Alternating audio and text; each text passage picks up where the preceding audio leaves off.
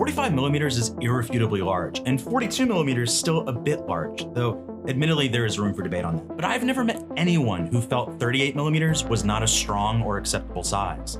It's known as the Goldilocks diameter, so surely everyone is glad to see we now have a new 38 millimeter Blancpain 50 Fathoms joining the 42 and 45 in regular production. And not just the mother of pearl dial models from last week. Today, Blancpain debuts even more. Let's dive in. #TideWatchPun. I'm not gonna lie, I'm having a bit of deja vu here because a little over a year ago, Blancpain made a splash with its then most wearable regular production model, a new 42mm 50 Fathoms design. Damn, I'm on a roll with the water/diver puns. In the same vein, we once again have a moment where Blancpain is really listening to consumer feedback, elevating the wrist democracy and wearability of the collection further with a 38mm version. But watches, as their designs get smaller, often have to make concessions or compromises. So the question is, has there been any concessions in shrinking the 50 Fathoms to 38 millimeters? Well, just like the 42mm and 45mm regular production segments, the new 38mm design is available in stainless steel, titanium, and 18-karat red gold cases that are all 300 meters water resistant with a screw-down crown, so no decrease in depth rating. The formula is continued with titanium and red gold cases being executed with a full brush and stainless steel cases in a full polish, and you still have a unidirectional timing bezel with a dome sapphire insert that matches the dial. The only decreases here, at least in terms of the case, are the thickness, which now clocks in at just 12 millimeters instead of the 42's 14.3 millimeter thickness measurement, and a presumably noticeable shorter lug-to-lug span as well. This major drop down in thickness can really be attributed to the caliber switch up inside. Ooh, caliber change? Oh no, here we go. This is the 38mm size concession, isn't it? Don't freak out, because inside we have Blancpain's in-house 1150 movement in place of the 1315 we are accustomed to. The 1150 automatic caliber allows for a thinner case because the movement is just 3.2 millimeters thick, whereas the 1315 is 5.65 millimeters thick. So what is the real trade-off here? Putting them head to head, the calibers are both decorated to the same elaborate level, and the 1150 is outfitted with an NAC-treated 18-karat gold 1953 inspired winding rotor, just like the 1315. But the automatic 1150 has 100 hours of power reserve compared to the 120 hours offered by the 1315, and runs at 3 Hz rather than 4 Hz. I doubt any of you are fussed about a 20-hour loss in power reserve, and 100 hours is still well beyond weekend proof. In terms of the beat rate, I also suspect most of you do not find that to be a major concession, especially when the result is a 12mm thick Blancpain 50 Fathoms case. That's huge, or not so huge because it's thinner. Okay, so beyond the initial black and pink mother of pearl dialed models from last week, what are the options on the table?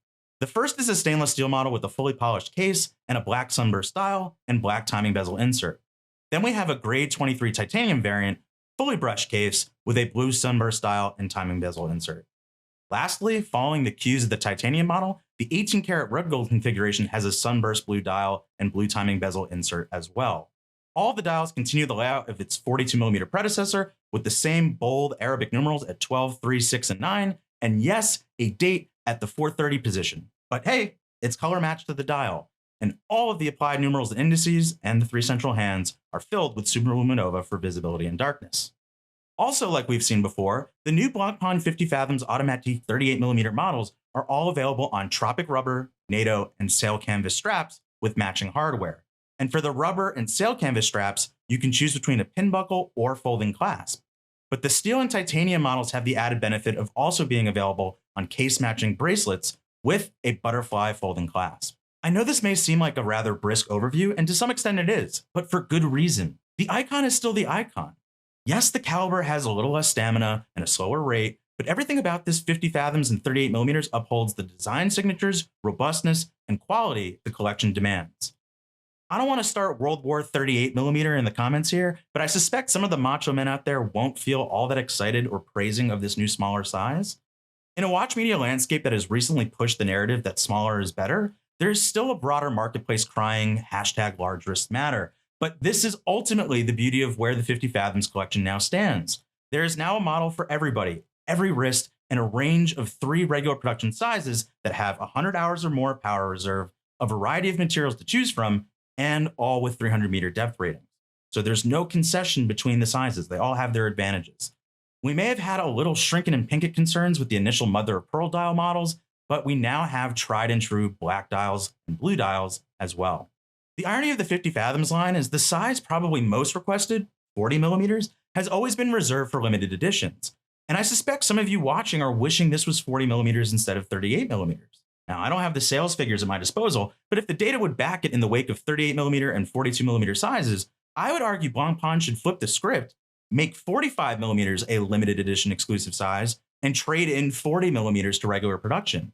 With larger pieces like the 50 Fathoms tech, I also wonder if a 45 millimeter regular 50 Fathoms is a little redundant. What do you all think?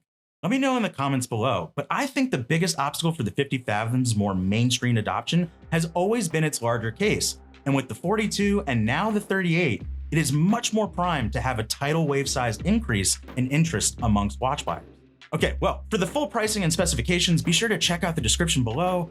Thanks for watching, and be sure to hit that subscribe button because I know most of you watching this are probably not even subscribed to the channel, and that is an absolute shame. So let's rectify that. Hit the subscribe button so you can be apprised for all the latest watch reviews, news, and content. And as always, I'll see you on the next one.